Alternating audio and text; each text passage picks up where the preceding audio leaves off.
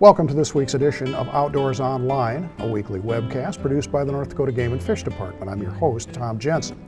Now that summer's in full swing, our state's wildlife management areas are going to get a lot of use. My guest this week is Jeb Williams. Jeb is, of course, the Wildlife Division Chief for Game and Fish. We're going to talk about how these WMAs get used and some of the rules and regulations that you need to know about. Jeb, first off, let's do some background on the actual WMAs. How many do we have across North Dakota? We have 220 WMAs at this time across the state, Tom, and that covers every direction of the state, every corner of the state, every acreage size available. How does that equate to acres? Yeah, we have approximately 215,000 acres, and that's not all owned from the department standpoint. We have a number of acres that are leased, that the department leases, for example, through the Corps of Engineers, south of Bismarck, or, up in the Riverdale area or Williston area, we have a number of acres that we lease from the Corps of Engineers for wildlife management purposes. And we have some that are very old, some that are very new, and some that are very unique. Yeah, absolutely, and that is one of the nice things about our wildlife management areas. And we had this year, speaking of new and unique, Tom, we had a tremendous gift given to the department by an individual in the southwest part of the state that is currently our newest wildlife management area, and that's just southeast of Dickinson. And once in a while a person gets pretty lucky, and obviously this is a situation where we get lucky, but even taking that a step further as far as the luck goes, we did not have a wildlife management area in Stark County. And lo and behold, we get a donation from a very caring individual that wanted the department to have 1,100 acres. And so we were aware of the situation. We had met with this individual a couple years ago and aware that she was going to put this in a living trust, in a living will.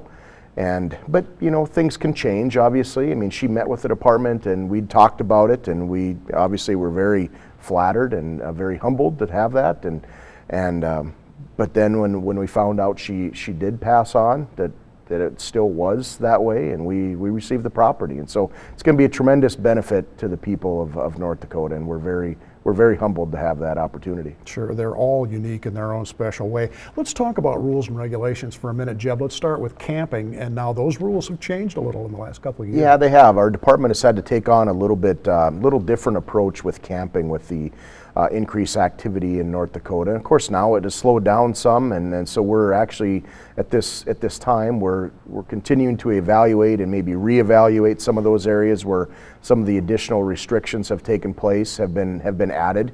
And those additional restrictions have been no camping on Tuesdays and Wednesdays. Our long-standing WMA camping rule has been a 10-day period of time where you can camp in a specific area for 10 days, but then you have to move on. Well, one of the challenges with that is our enforcement officers are very valuable. And so it's something that this has worked out very well, to where our enforcement folks haven't had to dedicate all of their time in determining when a person shows up and those types of things. Sure. It's cut and dry. It's simple. You can't be camping in an area on Tuesdays and Wednesdays. And so that's something that our department is currently evaluating as far as if that restriction is still necessary in some areas. Some areas it is still necessary. Other places we are evaluating that and kind of seeing what seeing the busyness of the countryside, and it definitely is changing in some areas. As long as we're this close to the 4th of July, Jeb, let's talk about fireworks. Yeah, fireworks are restricted on our wildlife management areas for obvious reasons. They're not. It's not a compatible use with wildlife use, obviously, and fire hazards and those types of things. Our wildlife management areas are out there to produce wildlife and to provide recreation associated with wildlife and camping and fishing and those types of things. Camping is obviously a use that isn't necessarily a direct goal of the department, but we know that camping goes along with hunting and fishing. But it also, the uses have to be compatible with wildlife. I mean, that's our wildlife management area use, and so fireworks are prohibited on there. And so we just like to put out that announcement before the 4th of July, and obviously even after the 4th of July, when we know people still have a stock of fireworks on hand. Sure. Plus, they make a heck of a mess, which brings to mind my next point here. and that's trash and litter on the WMAs. How do we stress to people that they need to pick up their garbage after they leave? Well, most people do a very good job of that, Tom. I mean, some people probably could do a little better job of that. But again, I mean, having those public areas, people appreciate the cleanliness of those areas when you're coming into a campsite, and I think it's pretty common courtesy to try to leave that in that shape when you leave. And I think that people we need to stress that, and majority of people follow that. But it's always a good reminder out there that we want to keep our areas clean. These are public areas. We want we want the public to know that we have a lot of pride in those areas, and we want the public to know that when you come down to those areas, it's going to be a comfortable place to be with your family, and it's not going to have a lot of garbage and not going to have a lot of crazy activity associated with it. And that's the reason for our rules and regulations, to have a quality experience for the people that do visit those areas. Like a lot of campgrounds around the state now, Jeb, do our WMAs have quiet hours, things like that, for more family-oriented activities? Well, that's what our rules and regulations are essentially for in a lot of those areas, is to make sure that the activities that go on down there are family-orientated type activities, and that there isn't going to be a lot of loud parties going on in those areas. That's what our rules and regulations are meant to prevent. Jeb, we have a number of shooting ranges around the state. They're scattered geographically all over the state.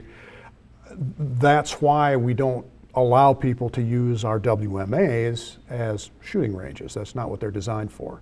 I mean, obviously, during the hunting season and things like that, we allow shooting on there for hunting activities, but the indiscriminate target shooting around the WMAs is not allowed, and that's for a reason. We want that activity to be localized at a shooting range, and we recognize and fully understand that not all WMAs around the state have shooting ranges. The department is working hard to try to expand our shooting ranges in certain parts of the state where we know there's not a lot of them. But around a lot of areas, there is a shooting range close by that somebody could find. It might not be on our property, but the indiscriminate shooting around WMAs is not allowed. And again, we want that activity to take place on areas that are specifically designated for that, for safety reasons, for a variety of reasons that we like to see that activity just designated to a specific area.